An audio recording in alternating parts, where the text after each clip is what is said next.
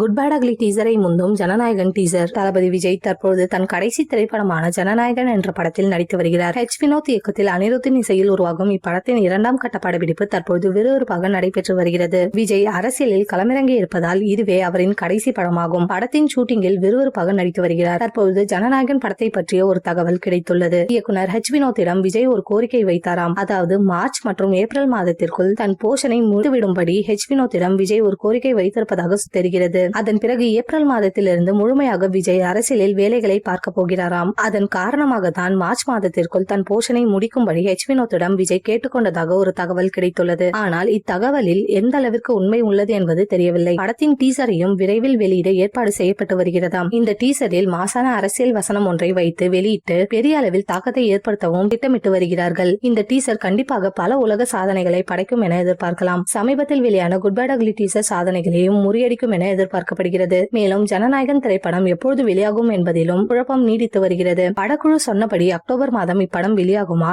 இல்லை அடுத்த ஆண்டு பொங்கல் பண்டிகையை முன்னிட்டு இப்படம் வெளியாகுமா என்ற சந்தேகம் ரசிகர்கள் மத்தியில் இருந்து வருகிறது என்பது குறிப்பிடத்தக்கது.